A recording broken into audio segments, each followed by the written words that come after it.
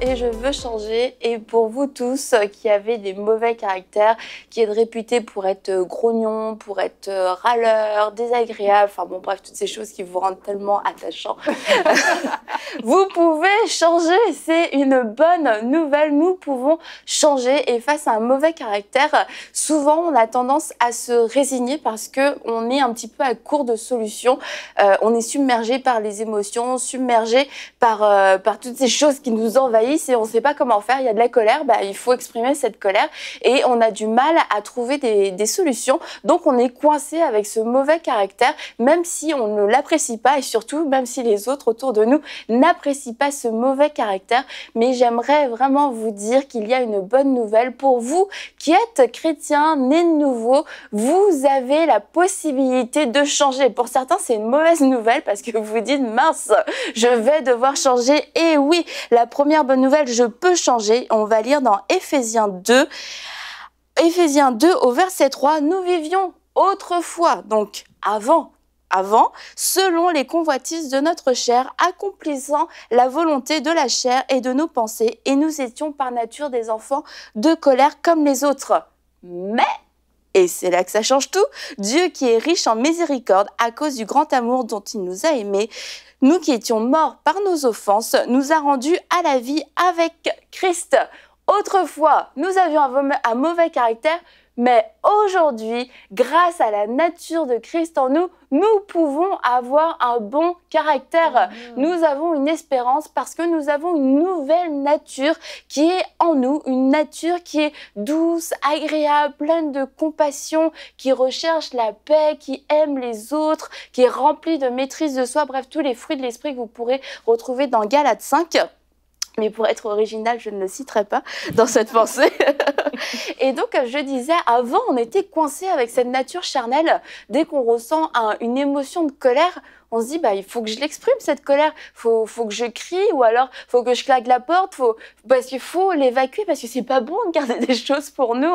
Mais on a vraiment quelque chose de supérieur. C'est cette nature de Christ qui nous permet, en fait, de nous maîtriser et aussi de résister à tous ces traits de caractère qui ne reflètent pas la personne de Jésus-Christ, tout simplement. Alors, pour moi, ça a été vraiment une merveilleuse découverte quand j'ai su que je pouvais changer, que j'étais pas obligée de subir toutes mes émotions. Et je me suis dit, voilà, Annabelle, à partir de ce jour, tu es parfaite. Autrefois, tu étais imparfaite. Aujourd'hui, tu deviens parfaite. Ça a été vraiment une grande révélation.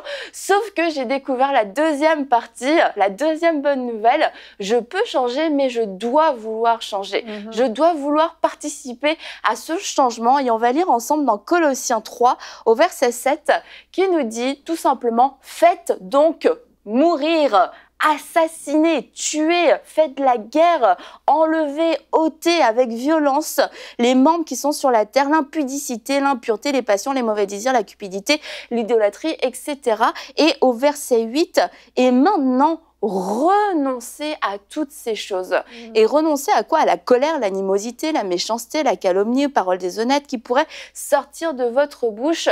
Ça veut dire c'est mon devoir, c'est ma responsabilité que de vouloir changer. Je sais maintenant que j'ai cette puissance, j'ai cette capacité surnaturelle de changer, mais ai-je le désir de vraiment vouloir changer? Et j'aimerais terminer en disant que, en fait, quelquefois, on minimise un peu l'importance du caractère. On se dit, oui, c'est bon, c'est vrai, je veux changer. C'est un petit peu, c'est secondaire. Il y a tellement de choses à accomplir pour servir le Seigneur. Le caractère, c'est secondaire. Mieux vaut la puissance, les signes, les miracles et les prodiges. Mais il y a tellement de destinées qui ont été brisées ou abrégées à cause d'un mauvais caractère. Vraiment, si on veut servir le Seigneur de tout notre cœur, accomplir sa volonté parfaite avec les personnes que Dieu met sur notre chemin dans le temps que Dieu a prévu pour nous, nous ne pouvons pas négliger notre caractère, nous ne pouvons pas dire j'ai le luxe de ne pas changer. Non, vraiment, la Bible est vraiment très claire avec le caractère. Nous avons la responsabilité de changer pour refléter Christ et surtout pour accomplir les bonnes œuvres qu'il a prévues d'avance pour nous, des œuvres que je n'arriverai pas à accomplir parfaitement si mon caractère n'est pas sanctifié. Donc oui, je peux changer de caractère et je veux changer de caractère à partir d'aujourd'hui. Retrouvez la suite de ce programme dans l'émission Bonjour chez vous sur ENCI TV.